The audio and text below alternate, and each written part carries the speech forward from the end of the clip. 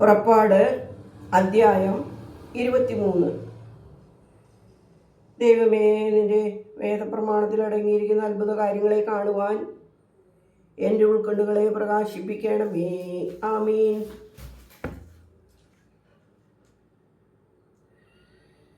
വ്യാജവർത്തമാനം പറയരുത്. കള്ളസാക്ഷ്യം നൽകുവാൻ തക്കവണ്ണം തെറ്റുകാരോടൊത്ത് കൈനീട്ടരുത്. ജനക്കൂട്ടത്തിൻ്റെ പിന്നാലെ തിന്മ ചെയ്യുവാൻ അനുഗമിക്കരുത്.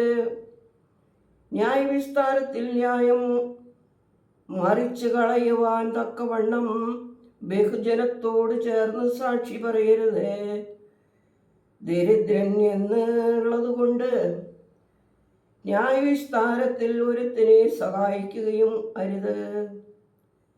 നിന്റെ ശത്രുവിൻ്റെ കാളയോ കഴുതയോ വഴിതെറ്റി അലയുന്നത് കണ്ടാൽ അതിനെ അവൻ്റെ അടുക്കൽ എത്തിക്കണം. നിന്റെ ശത്രുവിൻ്റെ കഴുത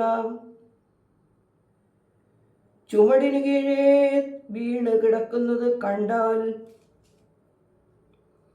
അതിനെ അഴിക്കേണ്ട എന്ന് തോന്നിയാലും ആ ചുമട് അഴിച്ചു മാറ്റണം. വ്യവഹാരത്തിൽ ദരിദ്രന്റെ ന്യായം മറിച്ചു കളയരുത്.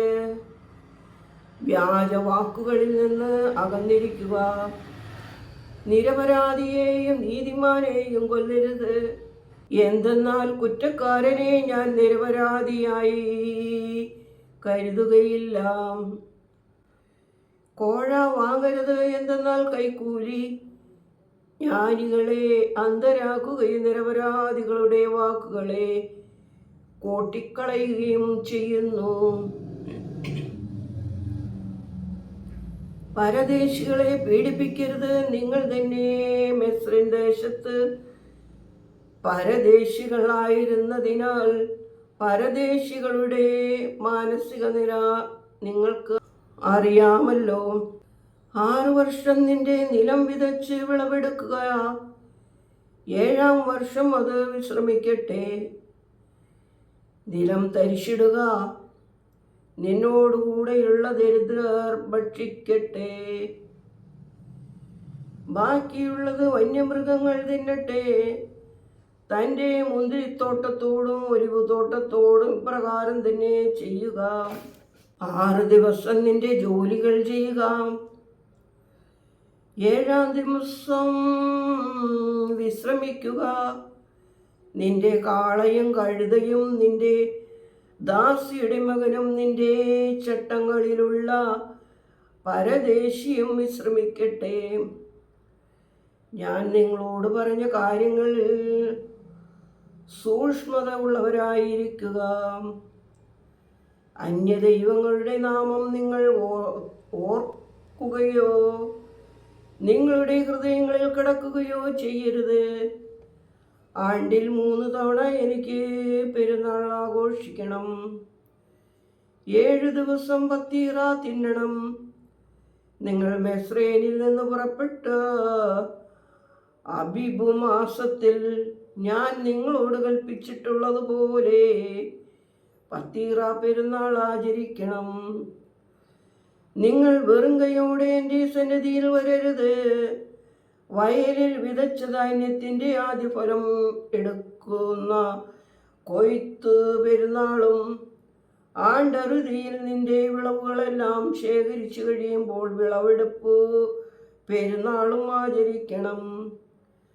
ആണ്ടിൽ 3 പ്രാവശ്യം നിന്റെ പുരുഷന്മാരെല്ലാം ദൈവമായ കർത്താവിൻ്റെ സന്നിധിയിൽ വരണം.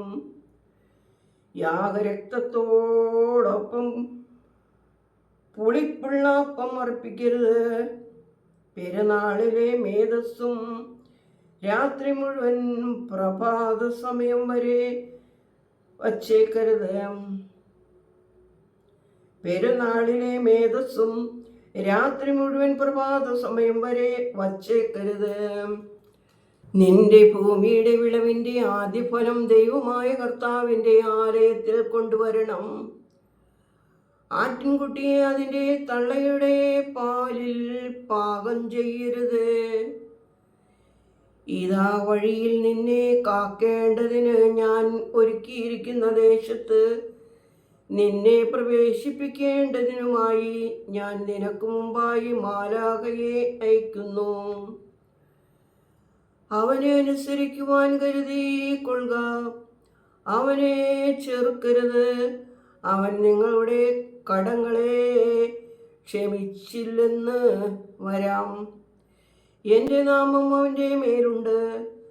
അവൻ്റെ വാക്ക് നീ അനുസരിച്ച് അവൻ പറയുന്നതൊക്കെയും ചെയ്താൽ നിന്നെ ദൂഷിക്കുന്നവരെ ഞാൻ ദൂഷിക്കുകയും നിന്റെ ശത്രുക്കളെ ഞാൻ ഞെരുക്കുകയും ചെയ്യും. എൻ്റെ മാലാഖ നിങ്ങൾക്ക് മുമ്പേ പോയി അമോറായക്കാർ, ഹിത്യർ, പെരിസ്യർ, കനാന്യർ, ഹിവ്യർ എന്നിവർക്കെതിരായി നിന്നെ നയിക്കുകയും ഞാൻ അവരെ തുടച്ചു നീക്കുകയും ചെയ്യും. അവരുടെ ദേവന്മാരെ വന്ദിക്കുകയോ സേവിക്കുകയോ ചെയ്യരുത്. അവരുടെ പ്രവൃത്തി പോലെ പ്രവർത്തിക്കരുത്. അവരെ നിശേഷം മരിച്ചിടുകയും അവരുടെ ദേവസ്തംഭങ്ങൾ തകർത്ത് തരിപ്പണമാക്കുകയും ചെയ്യണം. നിങ്ങളുടെ ദൈവമായ കർത്താവിനെ സേവിക്കണം. അവൻ നിങ്ങളുടെ അപ്പത്തെയും വെള്ളത്തെയും അനുഗ്രഹിക്കുകയും നിങ്ങളുടെ ഭവനങ്ങളിൽ നിന്ന് വ്യാധികളെ അകറ്റിക്കളയുകയും ചെയ്യും. നിന്റെ ദേശത്ത് ഗർഭം അലസുന്നവളും മച്ചിയും ഉണ്ടാകുകയില്ല. നിന്റെ ആയുസിൻ്റെ ദിവസങ്ങൾ ഞാൻ പൂർത്തീകരിക്കും. എന്നെയുള്ള ഭയം നിനക്ക് മുമ്പായി ഞാൻ അയച്ച് നീ ആക്രമിക്കുന്ന ജാതികളെയെല്ലാം ഭ്രമിപ്പിച്ച് അവർ നിന്റെ മുമ്പിൽ നിന്ന് പിന്തിരിഞ്ഞു ഓടുവാൻ ഇടയാക്കും. നിനക്ക് മുമ്പായി ഞാൻ കടന്നലുകളെ അയച്ച് കനാന്യരെയും ഹിത്യരെയും നശിപ്പിക്കും. ദേശം ശൂന്യമാകാതെയും വന്യമൃഗങ്ങൾ നിനക്ക് ശല്യമാകാത്തവണ്ണം പെരുകാതെയും ഇരിക്കേണ്ടതിന് ഞാൻ അവരെ ഒരു ആണ്ടുകൊണ്ട് നീക്കിക്കളയുകയില്ല. നീ വർദ്ധിച്ച ദേശം കൈവശമാക്കുവോളം ഞാൻ അവയെ കുറേശ്ശെയായി നശിപ്പിച്ചു കൊണ്ടിരിക്കും. നിന്റെ അതിര് ചെങ്കടൽ മുതൽ ഫെലിസ്ത്യരുടെ കടൽ വരെയും മരുഭൂമി മുതൽ നദി വരെയുമായിരിക്കും. എന്തെന്നാൽ ആ ദേശവാസികളെ ഞാൻ നിങ്ങളുടെ കൈകളിൽ ഏൽപ്പിക്കും. നിങ്ങൾ അവരെ നശിപ്പിക്കണം. അവരോടോ അവരുടെ ദേവന്മാരോടോ സഖ്യമുണ്ടാക്കരുത്. അവരെ ദേശത്ത് പാർപ്പിക്കരുത്. പാർപ്പിച്ചാൽ എൻ്റെ മുമ്പിൽ പാപം ചെയ്യുവാൻ അവർ ഇടയാക്കിയെന്ന് വരാം. നീ അവരുടെ ദേവന്മാരെ സേവിച്ചാൽ അവർ നിനക്ക് കെണിയായി തീരും. ദൈവമേ, സ്തുതി നിനക്ക് യോഗ്യമാകുന്നു. പാർക്കുമോർ.